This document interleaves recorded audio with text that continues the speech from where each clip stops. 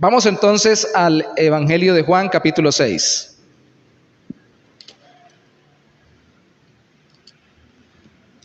Vamos a leer solo el versículo 44.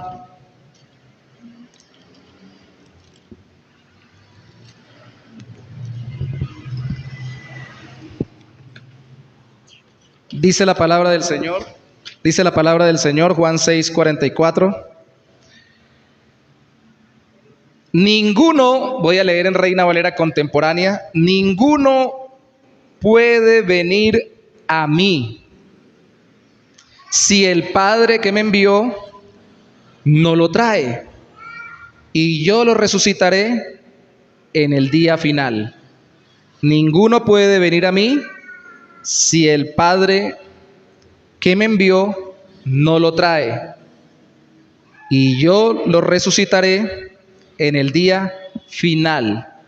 La Reina Valera del 60 dice en el día postrero. Es lo mismo. Día final, día postrero, resurrección eterna. Necesita que al principio vengamos a Cristo en esta vida, y solamente podemos venir a Cristo si el Padre, según este versículo, nos trae a Cristo. Entonces eso nos trae algunas preguntas. ¿Al fin qué? ¿Venimos a Cristo porque queremos o porque Dios quiere? ¿O por las dos? ¿Qué piensan ustedes? ¿Es porque nosotros queremos? ¿Porque Dios quiere? ¿O porque los dos queremos?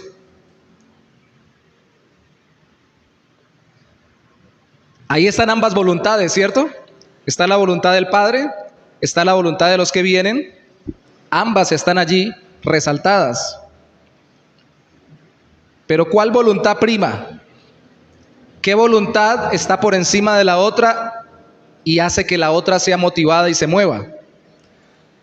¿La del hombre motiva la voluntad de Dios o la voluntad de Dios motiva la voluntad del hombre? Aquí hay un término muy importante sobre la voluntad humana, que es venir a Cristo. ¿Qué es venir a Cristo? Bueno, en el pasaje es trabajar o hacer la obra que da vida eterna, es creer en Cristo. Vaya conmigo a Juan capítulo 6, ahí mismo, versículos 27. Vamos desde el 25 hasta el 29. Cuando lo hallaron al otro lado del lago, a Jesús, Juan 6, 25, le dijeron: Rabí, ¿cuándo llegaste acá? Jesús les respondió: de cierto les digo que ustedes no me buscan por haber visto señales, multiplicar los panes y los peces, sino porque comieron el pan y quedaron satisfechos. Trabajen, pero no por la comida que perece, sino por la comida que permanece para vida eterna, la cual el Hijo del Hombre les dará, porque a éste señaló Dios, el Padre. Entonces le dijeron: ¿y qué debemos hacer para poner en práctica las obras de Dios? Jesús les respondió: esta es la obra de Dios, que crean en aquel que Él ha enviado. Trabajo y fe son sinónimos en este texto. Uno trabaja para poder tener pan y comer, y Él les dice: no se esfuercen tanto por las cosas perecederas, esfuércense porque tengan la vida eterna. Pero ese esfuerzo, al fin y al cabo, no es una obra meritoria, porque es creer o confiar en lo que Cristo hizo. Si es algo que nosotros hacemos, como cuando trabajamos por el pan, creemos en Cristo para salvación, nosotros hacemos eso, pero creemos nosotros con nuestra voluntad y con todo nuestro corazón, pero es algo que nos da o nos concede el Señor realizar. Aquí hay algo muy tremendo, y es el hecho de que Cristo les está sacando en cara que ellos lo están siguiendo solo porque quieren pan. Y Él les dice: ustedes se esfuerzan con la frase trabajo, ustedes van a cualquier lugar, hacen cualquier cosa que tengan que hacer para que les vaya bien en esta vida. Pero ¿y qué de la vida eterna? ¿Qué de las cosas más allá de esta vida? ¿Por qué me siguen? ¿Solo porque les vaya bien en esta vida? ¿Realmente están creyendo en mí? Y su moverse a buscarme es porque realmente están viniendo a confiar en lo que yo les estoy diciendo que puedo darles a ustedes, o solo por las cosas perecederas.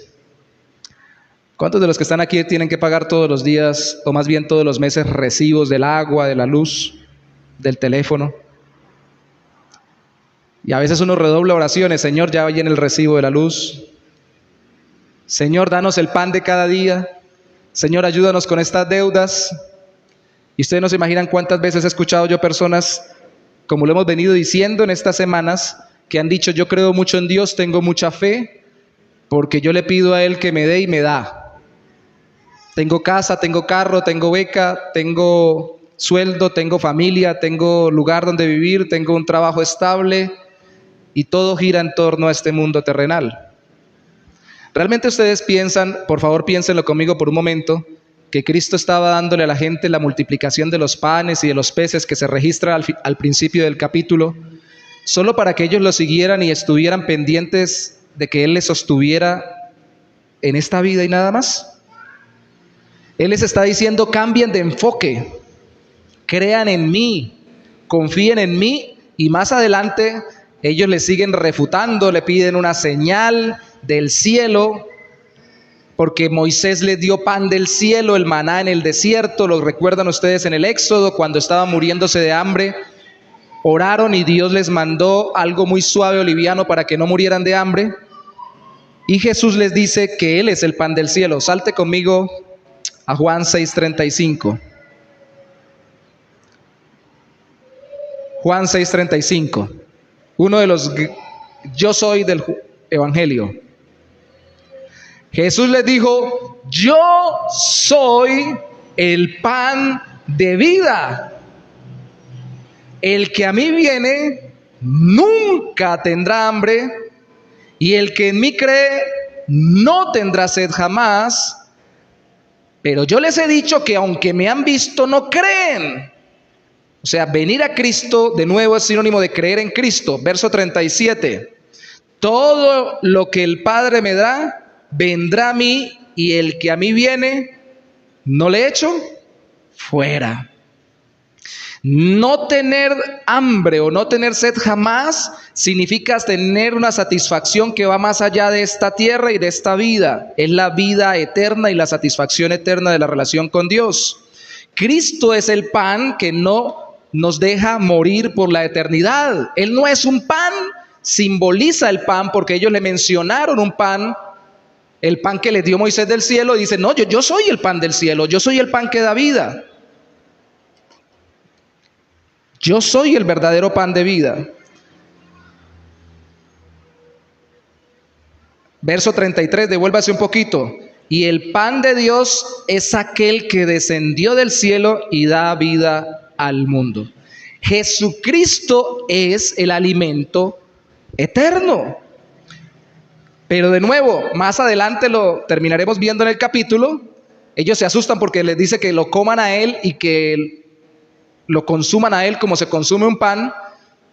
Pero lo que está diciendo aquí es que venir a Él, trabajar por este pan o comer este pan que es Cristo, es creer lo que Él dijo que Él es y confiar en Él para darnos una vida más allá de esta vida.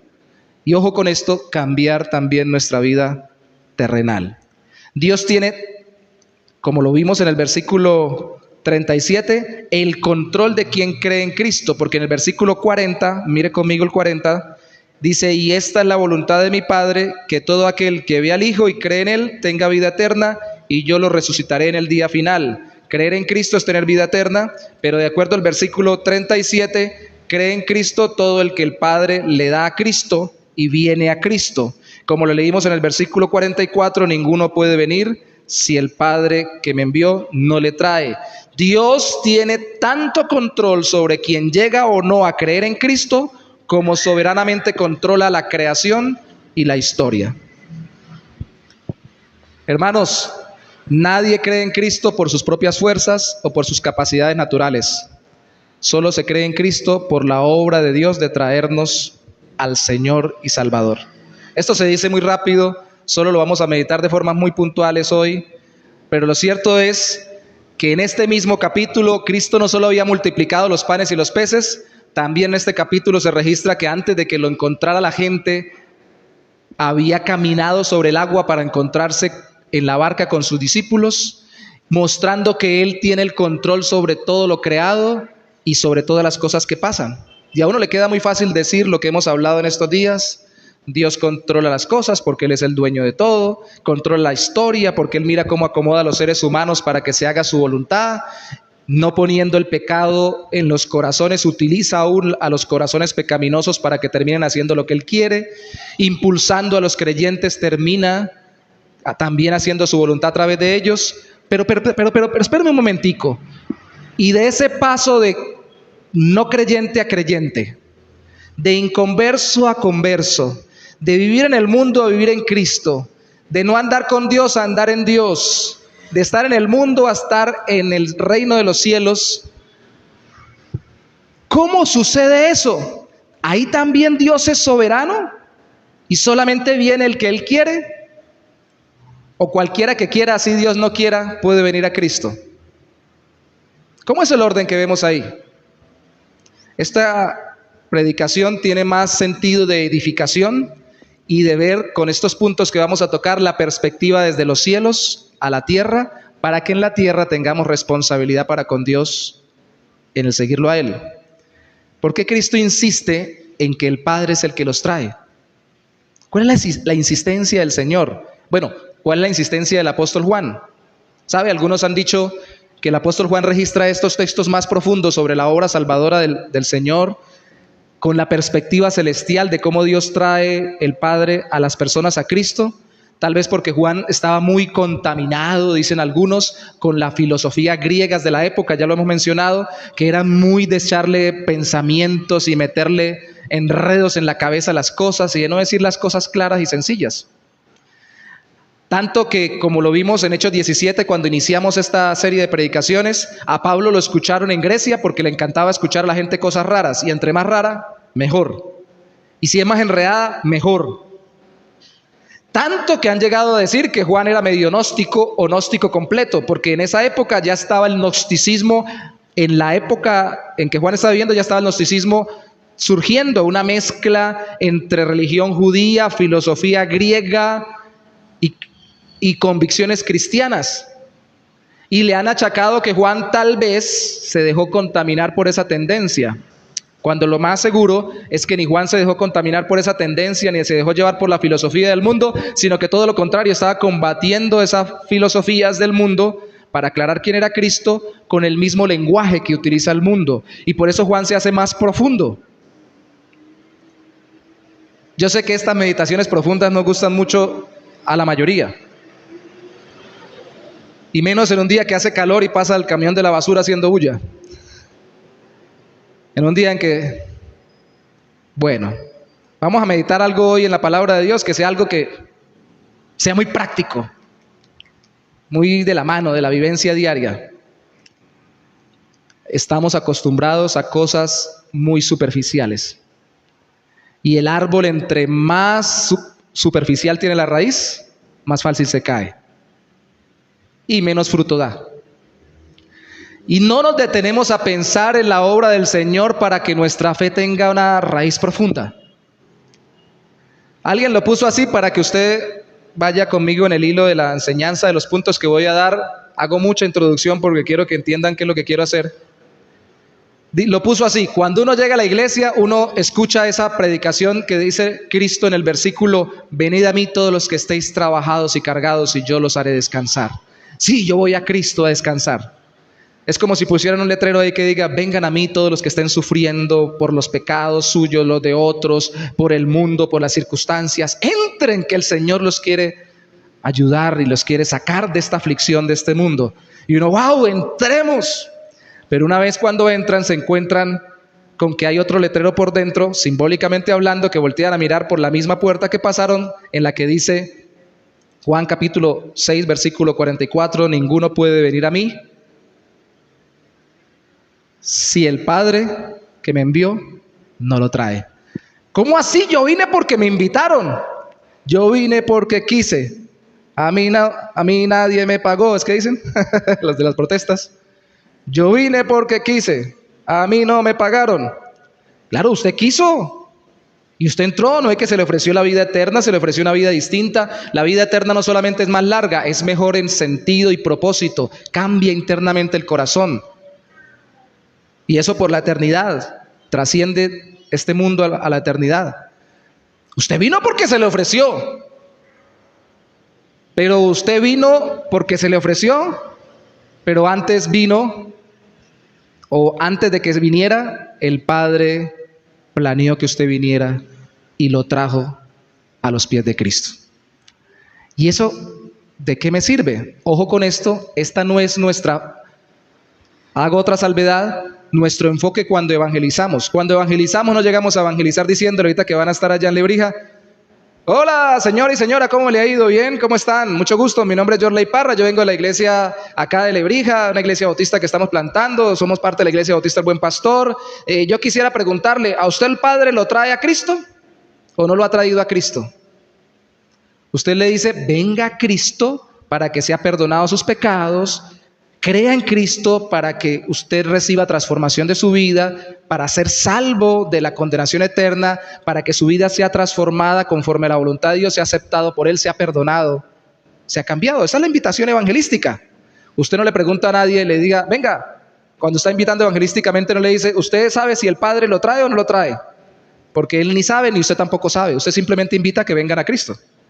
Así que esto que estamos tocando hoy no es para plantearlo en predicaciones evangelísticas, sobre todo en contactos y encuentros evangelísticos con personas con las que conversamos, salvo que nos pregunten, pero venga, yo quiero creer en Cristo, pero ¿por qué la gente no puede creer en Cristo?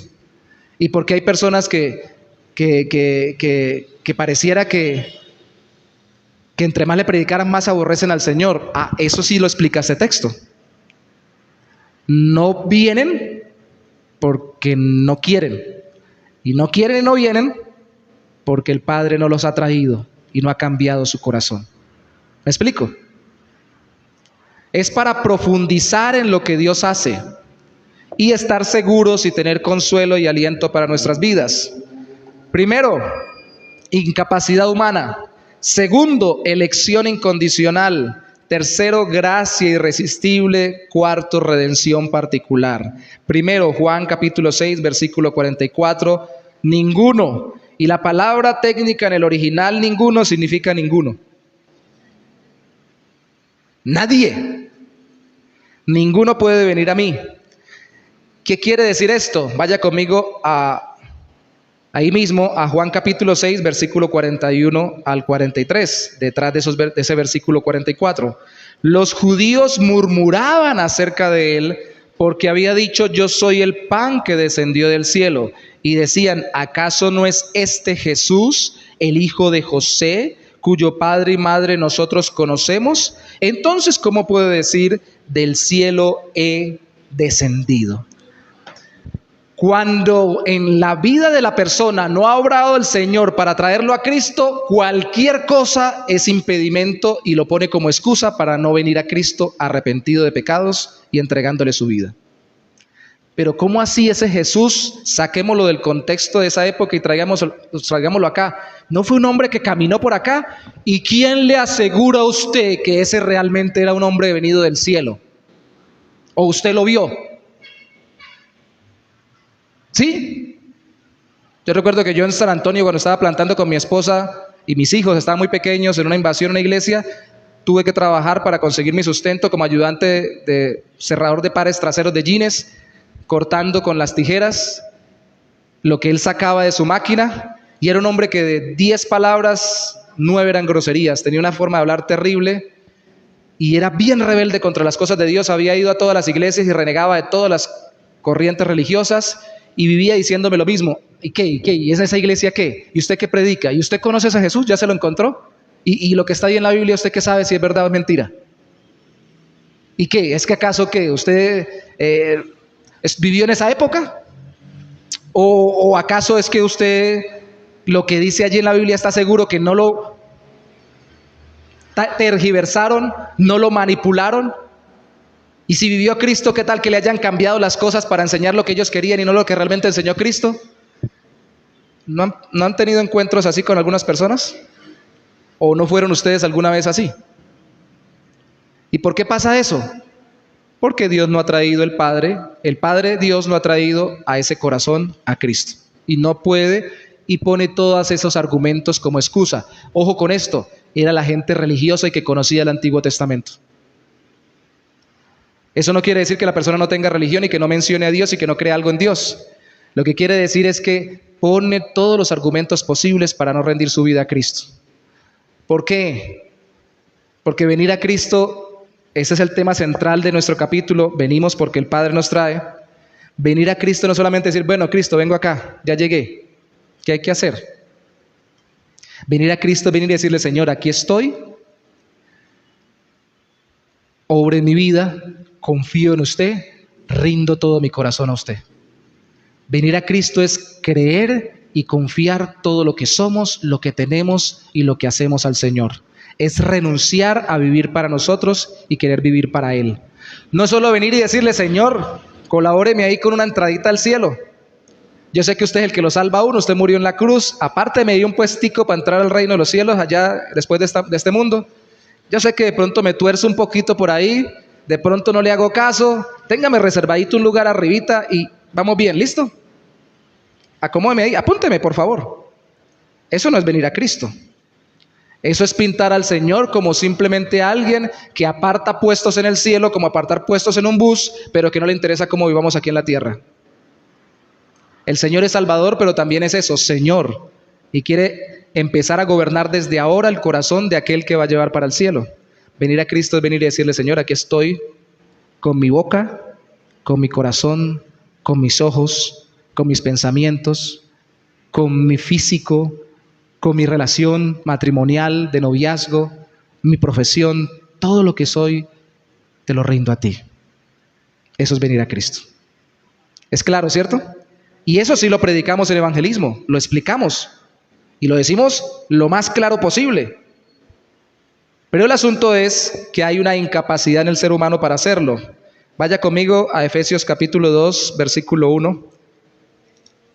Efesios 2, 1. El apóstol Pablo empieza diciendo en el capítulo 1, que luego lo mencionaremos, que los que vienen a Cristo es porque el Padre los eligió y los predestinó para ello. Pero en el capítulo 2 se va más atrás y les dice lo que eran ellos antes de que el Padre los trajera a Cristo. Capítulo 2 de Efesios, versículo 1 al 3 dice, a ustedes les dio vida, Dios les dio vida cuando estaban aún muertos en sus delitos y pecados, los cuales en otro tiempo practicaron, pues vivían de acuerdo a la corriente de este mundo y en conformidad con el príncipe del poder del aire, o potestad del aire, como dice la Reina Valera del 60, que es el espíritu que ahora opera en los hijos de desobediencia. Entre ellos, todos nosotros también vivimos en otro tiempo, todos los cristianos estábamos ahí, seguíamos los deseos de nuestra naturaleza humana y hacíamos lo que nuestra naturaleza y nuestros pensamientos nos llevaban a hacer. Éramos por naturaleza objetos de ira como los demás. Estábamos muertos según el versículo 1 en delitos y pecados, éramos desobedientes según el versículo 2, dirigidos por incluso el príncipe de la potestad del aire, el diablo en este mundo, y éramos por naturaleza aquellos que teníamos pensamientos que atraían la ira de Dios por causa de nuestra rebeldía contra Él. Versículo 3. Esta es la condición natural de todo ser humano. Ninguno está vivo espiritualmente, así esté vivo físicamente. Y ahí es donde vemos la cuestión. ¿Por qué no pueden venir a mí? Porque no quieren. No quieren porque están muertos espiritualmente. No tienen la vida para responder al llamado de venir a Cristo. Vaya conmigo a Romanos, capítulo 3, versículos 10 al 12. Bueno, del 9 al 12, mucho mejor. Pablo habla a los judíos, Pablo habla a los no judíos y ahora junta a los dos, todo mundo, y les dice en Romanos 3:9, entonces ¿qué? Romanos 3:9, ¿somos nosotros mejores que ellos? Si usted es gentil es mejor que los judíos, si usted es judío es mejor que los gentil. Dice, de ninguna manera, porque ya hemos demostrado que todos, judíos y no judíos, con religión y sin religión, con Biblia y sin Biblia, están bajo el pecado. Y cita el Antiguo Testamento, como está escrito, no hay uno solo que sea justo, no hay quien entienda, no hay quien busque a Dios, todos se desviaron, a una se han corrompido, no hay quien haga lo bueno, no hay ni siquiera uno. Y aquí entendemos el ninguno de Jesús en Juan capítulo 6, versículo 44, ninguno puede venir a mí porque todos están muertos espiritualmente, Efesios capítulo 2, y aquí porque ninguno realmente hace lo bueno, porque ninguno realmente quiere venir a mí. Y uno dice, y la gente que viene a las iglesias, y la gente que viene a las congregaciones, viene por lo mismo que vinieron a Cristo aquellos que lo buscaron en Juan capítulo 6, por el pan. Ahorita cuando estábamos en la clase, alguien mencionó, no recuerdo quién fue, sobre por aquello que la gente llegaba, algo de la teología de la prosperidad, si no recuerdo mal, y le decía yo, si evangelizamos así a la gente llega a la iglesia por eso, y por eso se queda o se va. Es bueno hacer obras sociales, regalarle pan a la gente. Si no podemos hacer el milagro de multiplicar los panes y los peces, podemos recoger una platica y traerles panes y peces, ¿cierto? Y es igualmente movido por Dios por la compasión que nos da. Es bueno hacer la obra social de colaborar enseñándole a quienes no tienen, por ejemplo, la capacidad de leer y escribir. Es bueno tratar de montar un salón comunal para la comunidad que estamos evangelizando. De hecho, los bautistas y las iglesias más antiguas se han caracterizado por montar no solo iglesia, como este misionero que plantó esta iglesia quiso y alcanzó a lograr tener papelería y alcanzó a tener colegio. Nos caracterizamos por llegar y hacer el bien a todos, porque mostramos lo bueno que es Dios para con todo mundo. Pero entendemos que con todo eso que hacemos, no le estamos queriendo decir a la gente, conviértase a Cristo solo por eso. Cuando predicamos o evangelizamos, aclaramos. ¿Ustedes vienen por eso o vienen por Cristo para que les dé vida eterna? ¿Qué les importa? ¿Que Cristo les dé pan o que les dé una transformación del corazón y les deje vivir eternamente? ¿Qué es lo más importante? Y una persona que esté muerta espiritualmente y una persona que no busque a Dios, sí busca a la iglesia por esas cosas. Y le respondería a uno, le diría, no, yo sigo viniendo si me siguen dando pan. Yo sigo viniendo si nos siguen colaborando. Y yo sigo caminando si me siguen ayudando, porque es que yo necesito. ¿O no? Y es verdad. Y usted está en toda la libertad, la iglesia está en toda la libertad, el creyente está en toda la libertad de decirle, sigo colaborando porque sigo siendo compasivo, pero también estoy en toda la libertad de decirle claramente, le sigo colaborando por mera compasión en Cristo, pero eso no es lo que quiere que el Señor que usted busque. El Señor quiere que usted busque la vida eterna y que venga Cristo por ello. Porque uno se puede vivir bien sano y bien lleno en el estómago y bien lleno de bienes para el infierno. Pero el Señor quiere que pensemos más allá. Y aquí hay un cuestionamiento, y sí, esto que es de fondo para los creyentes, que desde la perspectiva celestial entendamos que nadie viene si el Padre no lo trae, porque ninguno tiene la capacidad de venir solo, estamos en pecados, estamos contaminados, esto es incapacidad total, todo nuestro ser de alguna forma tiene alguna perversión, y cuando venimos supuestamente a buscar a Dios, estamos buscando algún deseo engañoso y egoísta de nuestro propio corazón. Esto es para que nosotros nos nutramos con ese conocimiento, pero que cuando evangelicemos caigamos en cuenta que no ofrecemos simplemente cosas terrenales. Si estamos evangelizando, le predicamos a una persona y nos dice, estoy enfermo, voy a orar para que Dios obre en su vida y le dé sanidad. Pero Dios quiere darle más allá de la sanidad. Dios está dispuesto, si usted viene a Él, a darle vida eterna. Y si viene es porque Dios lo trajo. Pero no le decimos esto último, simplemente le decimos, venga por vida eterna, no solamente por sanidad en su cuerpo. ¿Sí me explico? Ese segundo pedacito a nadie le gusta cuando evangeliza. Porque dice, ay no, ¿para qué me pongo a decirle? Me lo tiro, después ya no me recibe. Hay que aclararlo sin profundizar en el hecho, después decirle, lo que pasa es que nadie viene, si realmente el Padre no lo trae, eso resérveselo para los que ya están caminando en Cristo, para que profundicemos en por qué tenemos que hacerlo. Pero tenemos que hacerlo para que la persona sea totalmente libre del engaño, de pensar que está viniendo y buscando a Dios cuando nadie busca a Dios. Y los más religiosos menos buscan a Dios. ¿Qué estaban buscando los que contradijeron a Cristo? Buscaban que Cristo muriera para ellos no perder el puesto religioso, para no perder el estatus, el poder, para no perder el control sobre la sociedad. Eso es todo. Eso se llama incapacidad humana total, otros le llaman depravación total humana. ¿Qué quiere decir? No que el hombre sea todo lo pecador que puede ser, sino que todas las áreas de su vida están contaminadas por el pecado y que no puede venir a Cristo por él mismo. Tiene que traerlo Dios. Tiene que traerlo el Señor. Vuelva conmigo a Juan para que estemos ahí pendientes en el texto, pero estábamos en Juan 6, vaya a Juan capítulo 5, versículo 39. ¿Por qué Cristo era tan duro y le decía estas cosas a los religiosos? Para que ellos en algo comprendieran por qué al oponerse a Él estaba mostrando que definitivamente no estaban con Dios. Juan capítulo 5, versículo 39 dice el Señor Jesús: ustedes escudriñan las Escrituras porque les parece que en ellas tienen la vida eterna, y son ellas las que dan testimonio de mí, de Cristo, del Salvador, el Mesías. Verso 40, pero ustedes no quieren venir a mí para que tengan vida. Vida. De nuevo, hermanos, esto es algo que está por todo Juan.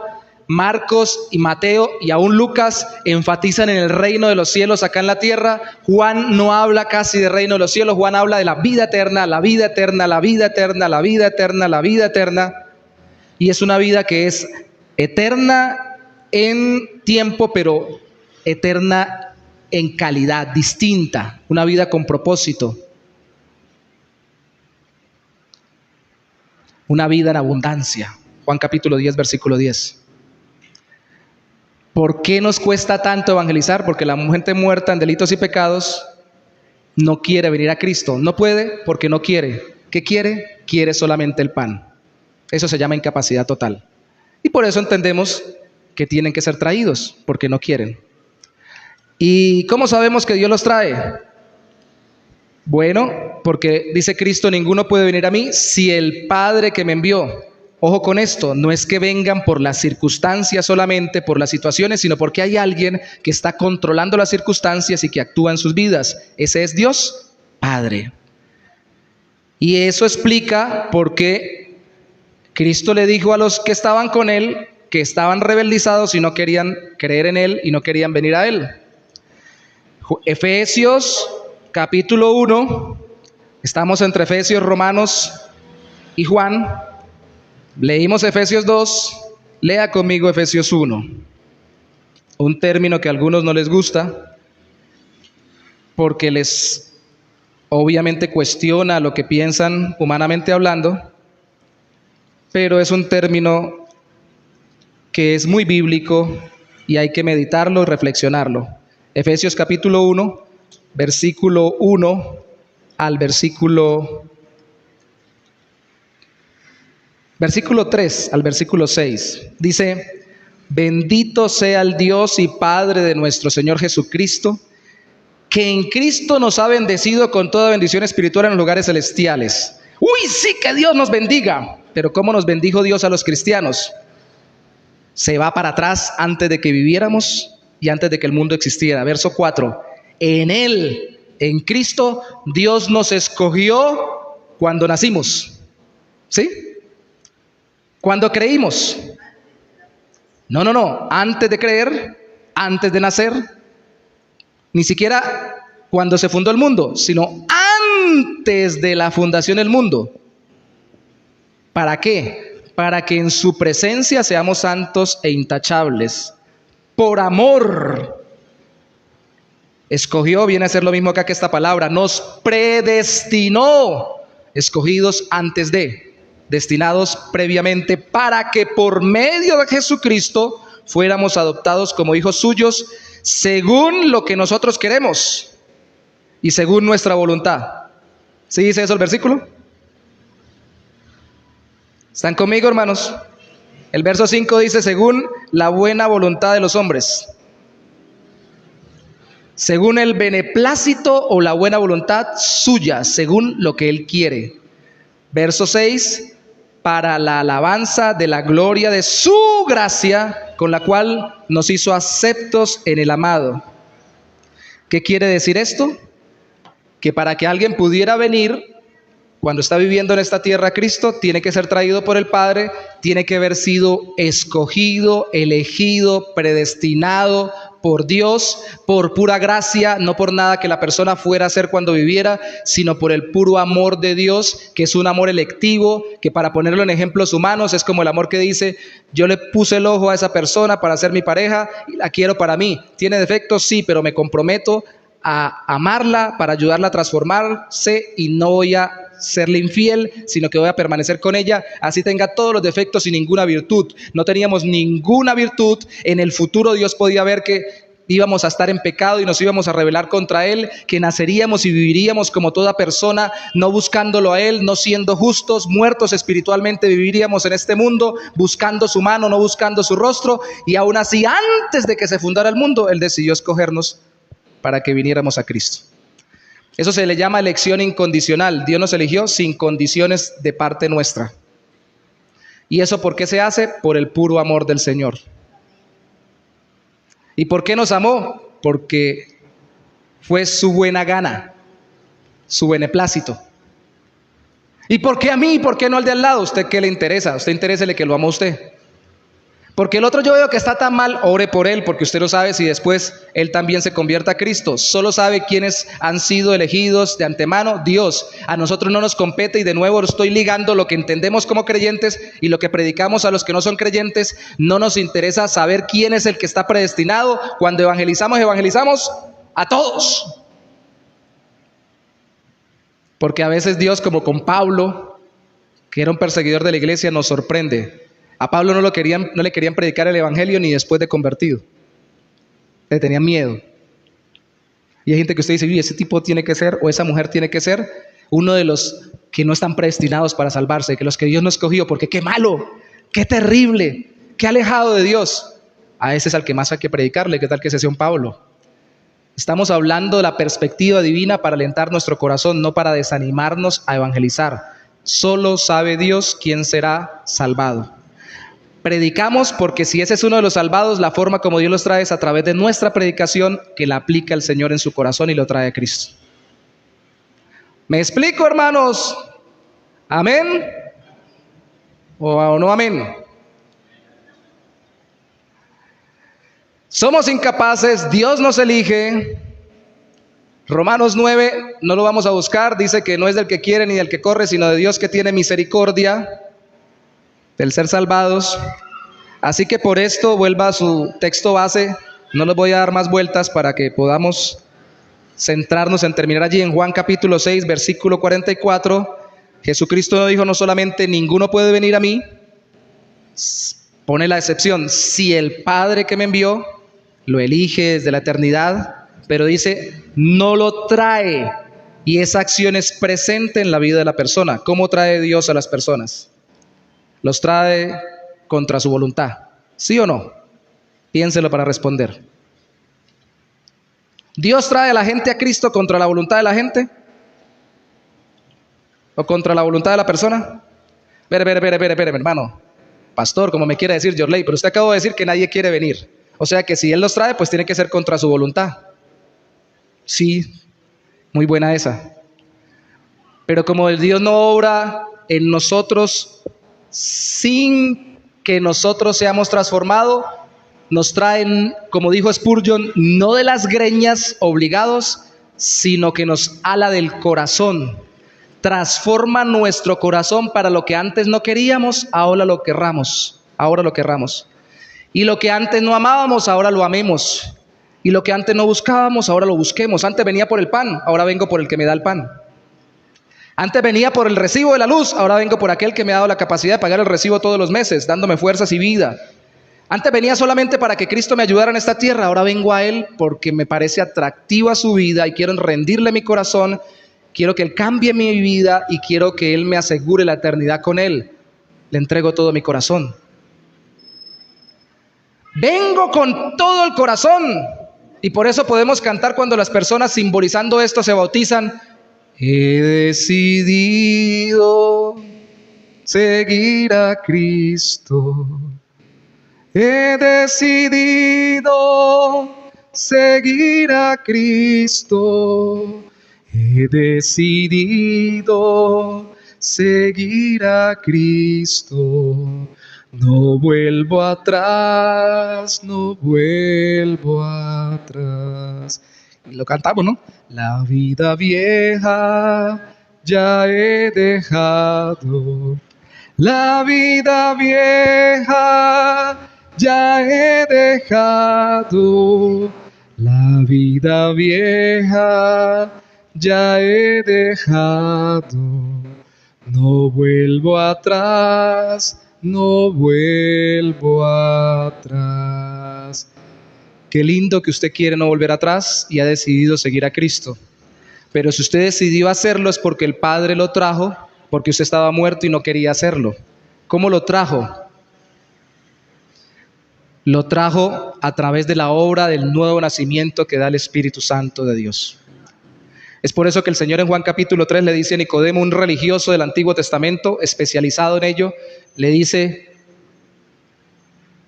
si no naces del Espíritu, no puedes ver el reino de Dios. Si no naces del agua y del Espíritu, que es un paralelo de lo mismo, o una otra forma de decir nacer del Espíritu, no puedes entrar al reino de Dios. Si no hay una transformación hecha por el Espíritu Santo en tu corazón, no puedes ni siquiera entender o percibir que hay una vida eterna. Ni mucho menos le va a gustar ni la va a desear. Se va a quedar por el pan de esta vida y no por el pan del cielo. Y si no la alcanza a ver, mucho menos se va a meter. Es decir, no puede venir. Entonces, cuando trae el Señor a las personas a Cristo, las trae transformándoles el corazón por un cambio interno que obra el Espíritu de Dios, que se le llama nuevo nacimiento o regeneración. Cristo lo dijo en Juan capítulo 16, versículo 8. En el 7 les dijo: les conviene que yo me vaya, le dijo a los discípulos, porque si me voy les envío el Espíritu Santo. ¿Y qué hace el Espíritu Santo? El Consolador, el Ayudador, el Paráclito, lo que hace es convencer de tres cosas: de pecado, de justicia y de juicio. Y cuando usted está evangelizando, la gente dice: pues, ¿qué pecado tengo yo? Yo voy, trabajo, salgo del trabajo, regreso, me meto con mi familia, no le estoy robando a nadie, no estoy matando a nadie, no estoy ofendiendo a nadie. ¿Yo qué pecado tengo? Antes más bien casi que le dicen a uno: el Señor tiene que guardarme un lugar en el cielo porque me porto muy bien. ¿O no es así? Y el más grande pecado que podemos cometer es no creer en Cristo y no amar a Dios con todo nuestro corazón. Así fuéramos muy morales entre nosotros. Cristo dice: convence de pecado por cuanto no creen en mí. Y creer en Cristo es verlo a Él como más importante que su propia vida. Mire, más importante que ese negocio que usted tiene, o ese trabajo que realiza, o esa familia que incluso Dios le dio. Más importante que esa salud que tanto cuida. Más importante que esa plática que toca guardarla bien porque alguien como que se la quiere robar. Más importante que la pensión que hay que guardar, trabajar. Más importante que las responsabilidades familiares. Más importante que su propia vida física es el Señor Jesucristo. Y no creer en Él es no confiarle a nuestra vida y verlo a Él como más importante que cualquier cosa y cualquier persona. Y nos convence de que somos pecadores solo por no entregarle nuestra vida. De justicia y de juicio, por cuanto yo voy al Padre, justicia, y por cuanto el príncipe de este mundo ya ha sido juzgado, juicio. De eso convence el Espíritu Santo. Convence que usted no es justo, que el justo es Cristo. Que usted no puede decir: yo voy a salvarme porque soy muy bueno. Él es el que nos da la salvación porque Él se puso con su justicia por la nuestra. Y convence a la persona, el Espíritu Santo, del juicio contra el diablo. Es que yo puedo, pero es que el diablo y el mundo es tan duro. Lo convence de que el diablo es un pobre diablo. que por más diablo y opositor que sea contra Dios, no puede contra la obra interna del Espíritu de Dios en el corazón de una persona, que podrá tocarlo como tocó a Job por fuera, pero no le puede cambiar como no le cambió a Job la decisión de caminar con Dios desde dentro, así tuviera muchas dudas y muchas inquietudes y sufrimientos. Convence de que ni el diablo, ni el hijo del diablo, ni la mamá del diablo, si existieran, ni ningún demonio, ni huestes de demonios que existen y que son reales y que en el mundo meten filosofías mundanas y pecaminosas, me puede separar del amor de Dios que es en Cristo Jesús, que más grande y más poderoso es Él.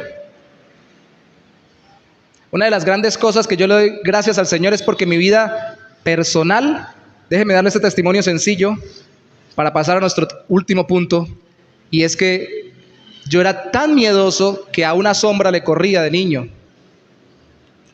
Vivíamos en una casa con zinc y no con Eterní, y usted se imagina cuando pasaban los gatos de noche, cómo sufría yo. Vivía más debajo de la ruana, con ese calor de Cúcuta, que se parece al de ahorita, al de Bucaramanga, porque tenía tanto miedo. Y cuando por la obra sobrenatural del Espíritu de Dios en mi corazón, el Señor me trajo a Cristo, no me pregunte cómo, yo solamente supe que el Señor era más grande que cualquier demonio. Y si me daba miedo, ya me lo aguantaba y me metía. Y ya no vivía tembleco y temeroso. De hecho, yo nací en una iglesia, Dios me permitió pasar primero en una iglesia de mucho corte pentecostal, conocí gente de la Renovación Carismática Católica, y en esos contextos uno ve gente que hace muchas liberaciones y que los demonios y todo lo demás, y en vez de salir corriendo porque antes era un recontramiedoso, ahora quiero estar ahí porque quiero ver cómo Dios libera y transforma una vida que está oprimida por Satanás, porque Él es más grande. Deja de tenerle tanto miedo a Anacleta la peluda, a la bruja de la esquina. A mí me da a veces dolor escuchar a creyentes que me dicen: pastor, yo estoy mal, y parece que estoy mal es porque la vecina me está haciendo brujería. Y es que tiene que ser eso. Y yo le digo: pues si está haciendo eso, déjela que haga eso, déjela que haga todo lo que quiera, pan con queso, lo que le dé la gana. Nada, como lo dijo en Números el profeta, medio chueco porque andaba torcido y no era profeta realmente de Dios, pero dijo: ningún agüero, Balaam, ningún agüero tiene efecto o poder contra el pueblo de Dios. No hay brujería que valga contra el que camina en Cristo. Y si me llega a afectar algo externamente, mi circunstancia, mi situación, no puede cambiar mi corazón, porque en el corazón mío gobierna el Espíritu de Dios, con el cual, según Efesios capítulo 1, fui sellado para el día de la redención. Llega y no se va, transforma mi corazón y mi vida y me guarda para que no, eso lo veremos la semana entrante, termine lejos del Señor. Entonces, ¿cuál es el miedo? ¿Cuál es el temor? Eso se le llama gracia irresistible, porque todos los seres humanos viven resistiéndose a Dios, pero cuando la gracia, el poder inmerecido de Dios a favor de una persona que fue elegida por el Padre, viene a la vida de una persona, el Espíritu Santo la vence esa resistencia y le cambia el corazón. Punto final, redención particular, no menos importante, tendremos que profundizarlo la semana entrante con la demás predicación, y es que dice el Señor en Juan 6:44, ninguno puede venir a mí si el Padre que me envió no lo trae, y yo lo resucitaré en el día postrero, en el día final. Esto explica que Cristo asegura la resurrección, así mucha gente no crea, como en ese momento muchos no creían en Él. Porque la redención que Él asegura es segura sobre aquellos que el Padre que escogió y en los que el Espíritu Santo actúa, venciendo su resistencia. Esa redención significa, otros le llaman, que Cristo tuvo una expiación limitada, que Cristo murió por un número limitado de personas, solo por los que fueron escogidos por el Padre. Y que aunque murió por todos, esa palabra la va a encontrar usted en toda la Biblia. Por lo general la Biblia lo que dice no es que murió por todos y cada una de las personas, porque uno de esos, Judas, no se salvó, como lo vemos ahí también en Juan capítulo 6. Al final usted lo puede leer. Cristo había escogido 12 y uno de ellos era el que lo traicionaría. Él lo sabía, Él conocía los corazones y conoce los corazones. Pero lo que enseña esta doctrina es que el Señor murió por todos y cada uno de los que el Padre escogió, y no los que en apariencia se muestran como que caminan con Dios. Y entonces es seguro que resucitaremos porque Cristo murió por nosotros y el sacrificio que hizo, así como el Padre le entregó a Cristo nuestras vidas, también Cristo, entregando su vida, aseguró para nosotros la vida eterna. Murió por nosotros. ¿Qué quiere decir esto? Terminemos en Juan capítulo 10, que allí estaremos el siguiente domingo. Juan capítulo 10. Cantábamos: el Señor es mi pastor. Salmo 23, ¿no? Nada me faltará. Esa atribución de pastor de las almas está sobre Cristo. ¿Por qué? Porque contrario a cualquier persona que diga que le va a dar algo bueno en esta vida a la gente, Él nos da la vida eterna poniendo su propia vida. Juan capítulo 10, versículo 11 dice: yo soy el buen pastor da su vida por las ovejas. Yo muero por mis ovejas. Salte al versículo 26, esto lo profundizaremos la semana entrante. Si ustedes no creen, le dice Cristo a los que no creen, Juan 10, 26. Juan 10, 26, si ustedes no creen es porque no son de mis ovejas. Yo morí por las ovejas, pero, oh sorpresa, ustedes no creen porque no son de mis ovejas. Las que son mis ovejas oyen mi voz y yo las conozco y ellas me siguen. Y yo les doy vida eterna y no perecerán jamás, ni nadie las arrebatará de mi mano. Mi Padre que me las dio, como lo vimos en Juan 6:44, es mayor que todos y nadie las puede arrebatar de la mano de mi Padre. ¿Qué quiere decir esto?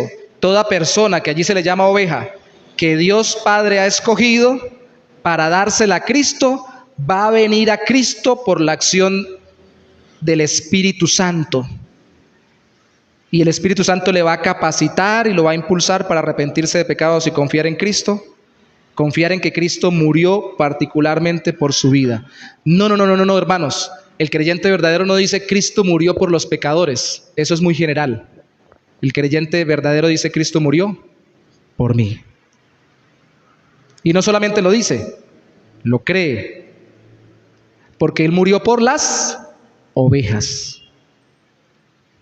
Y por cada una de las personas por las que Cristo murió, que fueron todas las que el Padre escogió, en ellas el Espíritu Santo actuará y vendrán a creer en Cristo y ellas deberán confiar en que Cristo murió individualmente por ellas. No es lo mismo decir, sí, a la gente le va bien, a decir, a mí me va bien. No es lo mismo decir, bueno, las personas quieren comer, a decir, yo quiero comer. No es lo mismo decir, aquí ya estamos llenos, a decir, yo estoy lleno. No es lo mismo decir, Dios salva pecadores, Cristo murió por los pecadores, que es una verdad, por muchos pecadores, a decir Cristo murió por mí. Yorley Aleiro Parra Rúa, cédula de ciudadanía 88.224.871, de Cúcuta, norte de Santander, expedida el 30 de mayo de 1995, nacido el 6 de abril de 1977, un miércoles de Semana Santa, a las 3 de la tarde. Por mí. La pregunta es, ¿Cristo murió por usted? ¿Confía en ello? Porque esto es algo espiritual. No tuvimos el tiempo para terminar la lectura de todo el capítulo 6, pero esta gente, como era perecuda, terminó diciéndole a Cristo, eso de comer su carne y beber su sangre, ¿eso qué es? ¿Somos caníbales o qué? Algo más o menos dieron a entender.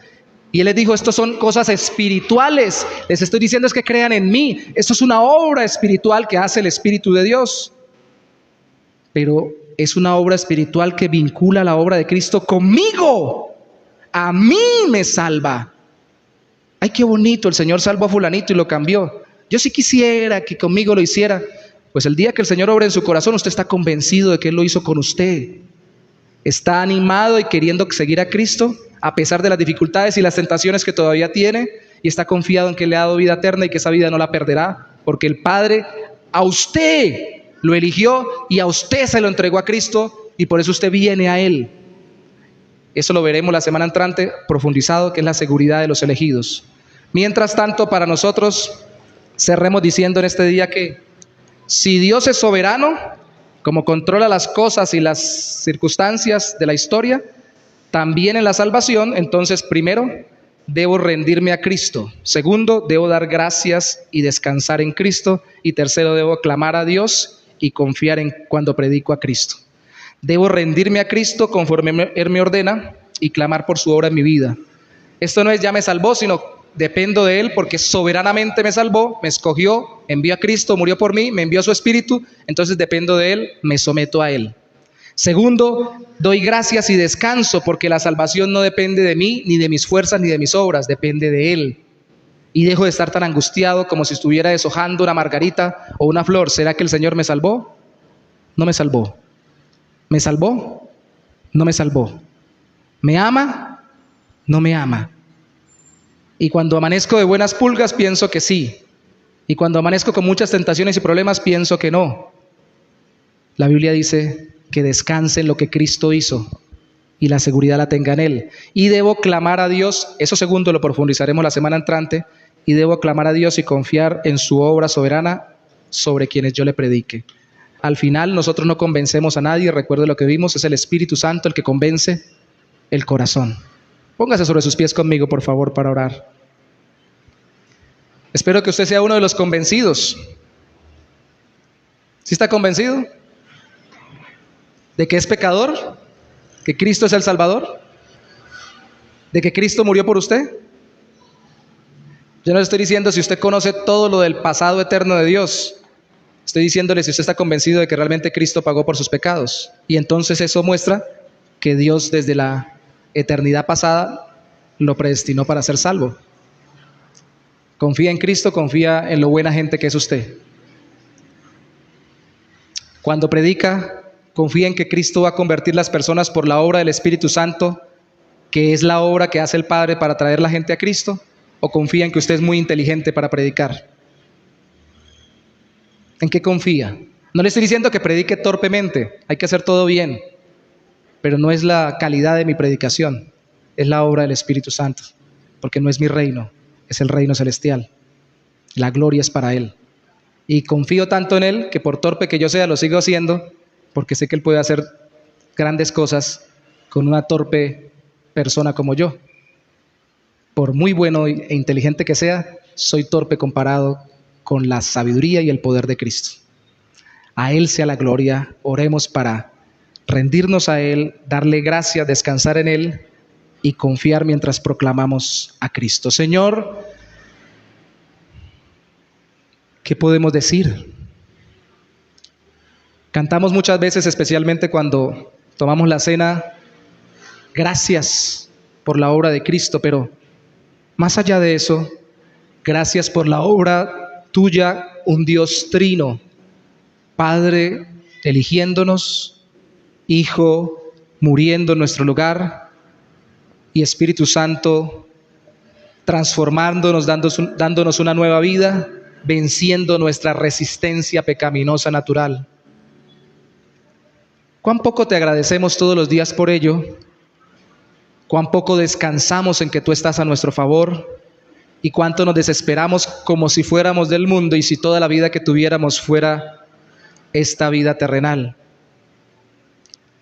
¿Cuánto nos amargamos a veces por dejar el enfoque celestial, aunque desde una perspectiva terrenal se nos haya ofrecido a Cristo, mostrando lo que en este mundo trae como consecuencia el caminar con Él, va más allá de este mundo hasta lo celestial, y eso es lo que nos da esperanza y tranquiliza nuestro corazón.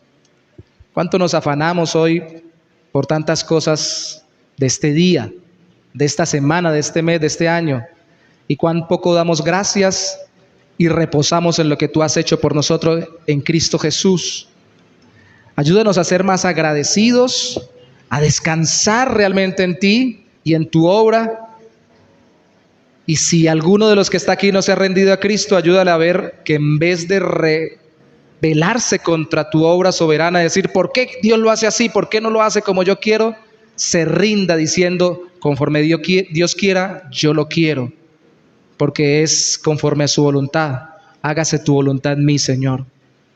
Que se rindan arrepentidos de pecado los que no se han convertido a Cristo. Que descansen los creyentes, los que estamos caminando en Cristo, en la obra segura y salvadora de Cristo, y que confiemos en que tú convertirás cuando prediquemos a Cristo. Eso es lo que te pedimos en esta mañana con todo nuestro corazón, porque ninguno puede venir a ti, ninguno puede venir a Cristo si tu Padre no le trajeres. para que Él lo resucite en el día postrero. Te damos gracias por tu obra soberana en las vidas y en la salvación de las personas, en el nombre de Jesús. Amén y amén. Dios los bendiga.